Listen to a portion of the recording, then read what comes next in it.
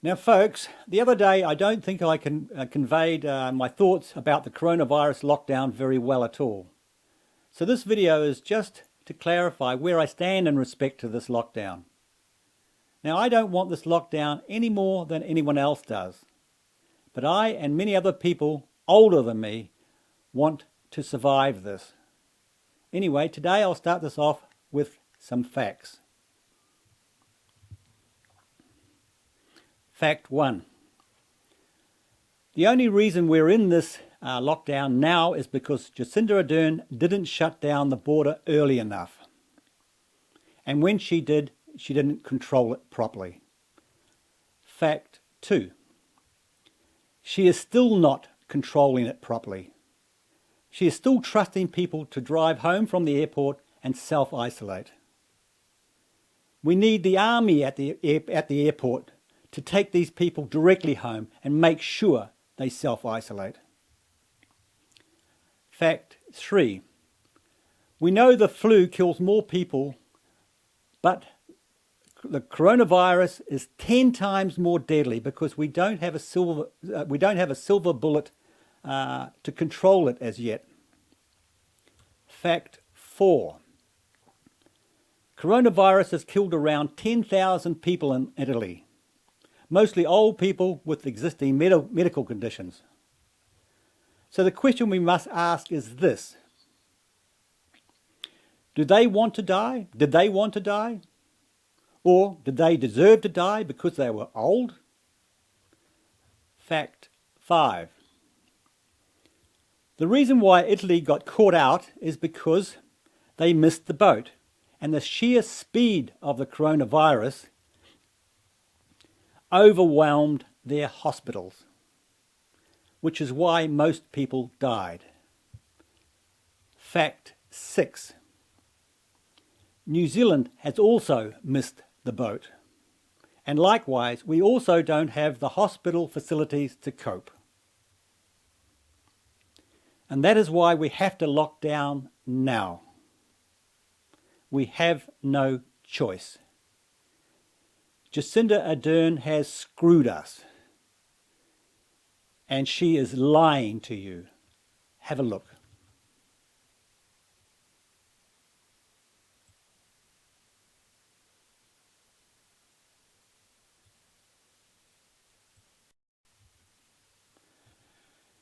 Now, folks, I've posted a link to this article in the description below.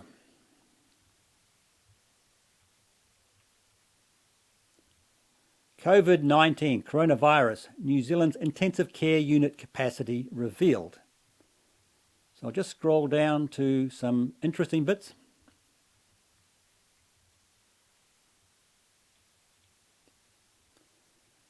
Now, altogether in public hospitals there were 563 potential ventilator beds and 520 ventilators, which included 237 anaesthetic ventilators. Now you will notice they didn't say 563 available ventilator beds. So how many exactly are already in use? So I'll just go down. Oh, now I couldn't find the exact details on Italy's ventilator beds, or ventilators, but their critical care bed numbers, their intensive care bed numbers rather, are very similar to ours per capita.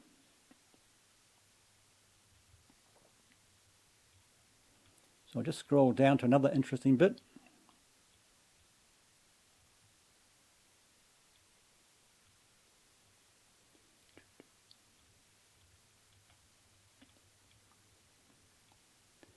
Now this is quite interesting. We have Italy here, and this is the path they're on.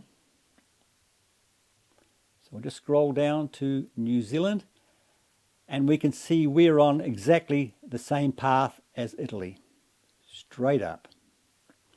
Now if we go over here, we can see Taiwan is doing better than us, Hong Kong is doing better than us, Singapore is doing better than us. Now Taiwan has not had a lockdown. They are open for business. Hong Kong has had a short lockdown. and Singapore hasn't had a lockdown either. Anyway, now to our special people, the people who think they should get special treatment.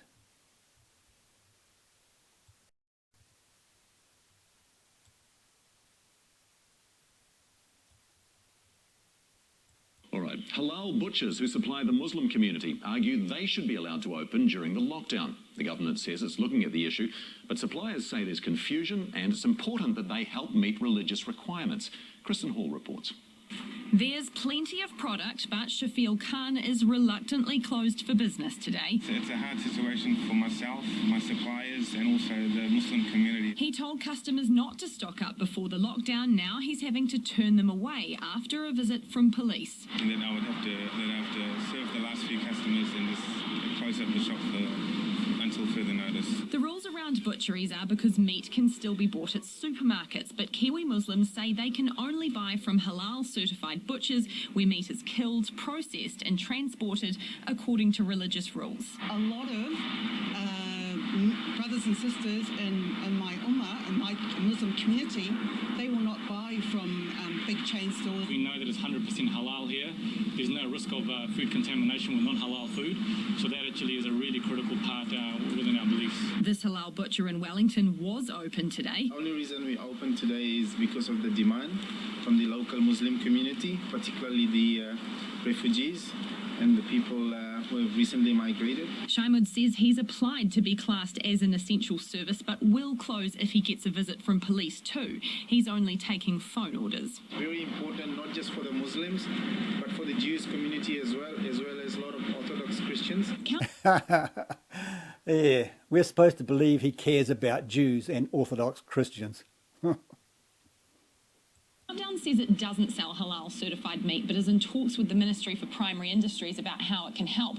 A spokesperson telling One News maintaining the integrity of halal meat through the supply chain is a significant challenge. The call from the Prime Minister yesterday, sympathetic but firm. You know, they are providing generally, usually food services for their community.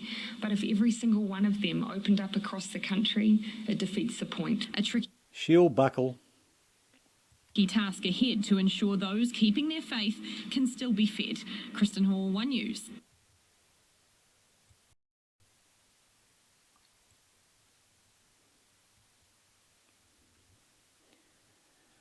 Now, folks, I can guarantee you this. This will not be over in 1 month.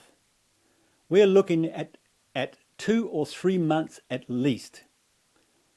And we all have our own theories of how we got here. But they are kind of irrelevant at this point because we already are here. And now we have to deal with it. Other countries like Taiwan and Korea have handled this much better than us without locking down. But I guess that's largely due to experience. Whereas we've got dummies in charge.